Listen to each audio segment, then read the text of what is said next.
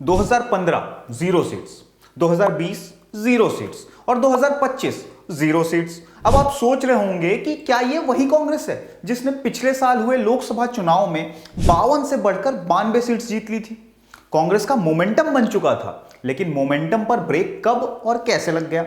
पिछले 8 महीनों में 5 राज्यों के चुनाव हुए, हरियाणा, जम्मू कश्मीर, महाराष्ट्र, झारखंड और दिल्ली। इन चुनाव में कांग्रेस का प्रदर्शन असफल रहा। आज हम इस एपिसोड में देखेंगे कि कैसे प्रधानमंत्री मोदी ने कांग्रेस से उनका मोमेंटम वापस छीन लिया। क्या राहुल गांधी कांग्रेस के लिए एसेट हैं या लायबिलिटी? क्या इंडिया ब्लॉक में अब फूट पड़ने वाली है? चलिए सीधे मुद्दे की बात करते हैं बिना किसी बकवास के। आप देख रहे हैं नो नॉनसेंस। चैनल को सब्सक्राइब कीजिए, बेल आइकन जरूर दबाइए और चलिए शुरू करते हैं आज का एपिसोड। सबसे पहला पॉइंट, कांग्रेस का फेलियर। पिछले साल 2024 के लोकसभा चुनाव में कांग्रेस ने बढ़िया प्रदर्शन किया था। 52 से 99 सीटों पर पहुंचना कांग्रेस के लिए एक बड़ा मोमेंटम साबित हुआ, लेकिन यह मोमेंटम 8 महीने भी नहीं टिक पाया। 5 राज्यों में कुल 624 सीटों पर चुनाव हुआ, जिनमें कांग्रेस ने 328 सीटों पर उम्मीदवार उतारे। और जानते हैं उसने कितनी सीटें जीती? सिर्फ 75। स्ट्राइक रेट रहा 23% का। मतलब अगर ये एग्जाम का रिपोर्ट कार्ड होता तो उस पर लाल पेन से फेल लिख दिया होता। अब सवाल यह है कि कहां गई वो कांग्रेस जो लोकसभा में बीजेपी को चुनौती दे रही थी? क्या यह सिर्फ क्षेत्रीय गठबंधनों पर निर्भरता की वजह से हुआ या कांग्रेस की अपनी पॉलिसी में खामियां हैं? हरियाणा में कहानी बहुत दिलचस्प थी। कांग्रेस यहां 2 धड़ों में बटी हुई थी। पहला धड़ा भूपेंद्र सिंह हुड्डा का और दूसरा रणदीप सुरजेवाला, कुमारी सैलजा और किरण चौधरी का। चुनाव से पहले दोनों गुटों में खींचतान अपने चरम पर थी। हुड्डा गुट ने हरियाणा मांगे हिसाब अभियान शुरू किया तो सैलजा गुट ने कांग्रेस संदेश यात्रा का ऐलान कर दिया। जैसे पार्टी के अंदर ही 2 अलग अलग चुनाव प्रचार चल रहे हो। ऊपर से संगठन का भी बुरा हाल। कांग्रेस पिछले 12 साल में हरियाणा में संगठन खड़ा नहीं कर पाई। राहुल गांधी के करीबी दीपक बाबरिया को प्रभारी बनाया गया था, लेकिन गुटबाजी रोकने में वो भी पूरी तरह से असफल रहे थे। अब मजेदार बात यह है कि कांग्रेस चुनाव से पहले इतनी ओवर कॉन्फिडेंट थी कि दीपेंद्र हुड्डा के घर पर रिजल्ट से पहले ही मंत्रालय बांटने की चर्चा शुरू हो गई थी। मतलब भाई, रिजल्ट आने से पहले ही जीत के जश्न की तैयारी, असली कांग्रेस टाइम।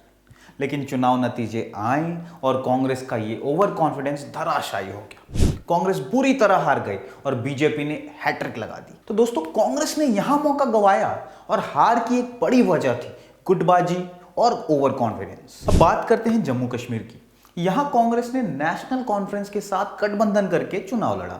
सीट शेयरिंग के तहत कांग्रेस को 32 सीटें मिली, लेकिन वो सिर्फ 6 सीटें ही जीत पाई। इनमें से भी 4 मुस्लिम बहुल और 2 सीटें हिंदू बहुल इलाकों में थी। राहुल गांधी ने अपनी रैलियों में बड़े बड़े मुद्दे उठाए, संविधान, स्टेटहुड, मोदी सरकार और आरएसएस के खिलाफ कितने ही आरोप, लेकिन जनता ने इन बातों में खास दिलचस्पी नहीं दिखाई। क्यों? अब यहां की राजनीति लोकल इश्यूज पर चलाई जाती है, पानी, सड़क, बिजली, रोजगार, लेकिन कांग्रेस इन मुद्दों को पूरी तरह से इग्नोर कर गई। असल में यहां की लड़ाई पूरी तरह नेशनल कॉन्फ्रेंस वर्सेस बीजेपी की थी। कांग्रेस इस गठबंधन में बस एक साइड किक बनकर रह गई। नतीजा, कांग्रेस को एक बार फिर से मजबूत विपक्ष बनने का मौका गंवाना पड़ा। कुल मिलाकर लोकल इश्यूज पर ध्यान न देना कांग्रेस को महंगा पड़ा। अब चलते हैं अगले राज्य की तरफ जहां गठबंधन तो था पर कांग्रेस खुद ही फंस गई। महाराष्ट्र। लोकसभा चुनाव में कांग्रेस ने यहां 17 सीटों पर चुनाव लड़ा और 13 सीटें जीती भी, लेकिन विधानसभा चुनाव में यह मोमेंटम पूरी तरह ध्वस्त हो गया। महाविकास आघाड़ी MVA यानी कांग्रेस, एनसीपी जो शरद पवार वाली और शिवसेना जो उद्धव ठाकरे वाली, इनसे गठबंधन था। लेकिन चुनाव से पहले सीट शेयरिंग को लेकर जबरदस्त खींचातान शुरू हो गई।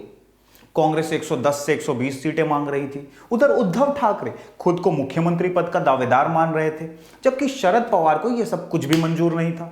जब तक यह विवाद सुलझा, बीजेपी ने अपने 100 कैंडिडेट्स की लिस्ट तक जारी कर दी थी। कांग्रेस इस अंदरूनी राजनीति में फंस गई और बीजेपी से पिछड़ गई। अब यहां कांग्रेस की दूसरी बड़ी गलती थी नैरेटिव सेट करने में पीछे रह जाना। शुरुआत में कांग्रेस ने संविधान बचाओ जैसे मुद्दे उठाए, लेकिन यह मुद्दा विधानसभा चुनाव में नहीं चला। बीजेपी ने जातीय समीकरणों को साधते हुए छोटी छोटी जातियों पर फोकस किया। कुंबी, माली, धनगर, वंजारी जैसी जातियों को साथ जोड़कर बीजेपी ने मजबूत पकड़ बना ली। कांग्रेस ने न तो लोकल कैंडिडेट्स पर फोकस किया और ना ही ग्राउंड लेवल पर तैयारी की। नतीजा, महाविकास आघाड़ी की हालत खराब हो गई।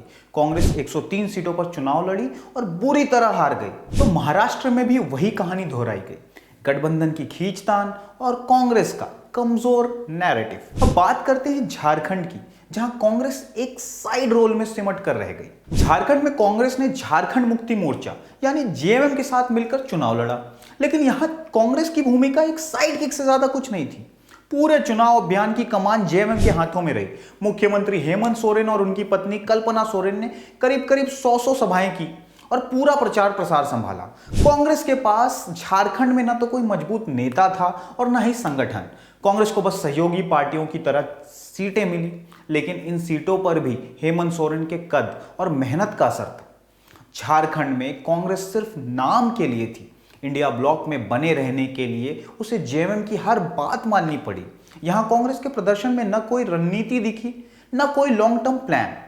तो झारखंड में भी कांग्रेस के लिए कहानी साफ थी, लोकल लीडरशिप का अभाव और जेएमएम के भरोसे चलना। अब चलते हैं दिल्ली पर, जहां कांग्रेस और आप ने एक दूसरे का खेल बिगाड़ने में कोई कसर नहीं छोड़ी। कांग्रेस और आम आदमी पार्टी दोनों ने एक दूसरे को हराने में अपनी पूरी ताकत झोंक दी, लेकिन नतीजा, दोनों पार्टियों का खेल खराब हो गया। कांग्रेस ने पहले आप से गठबंधन करने की कोशिश की।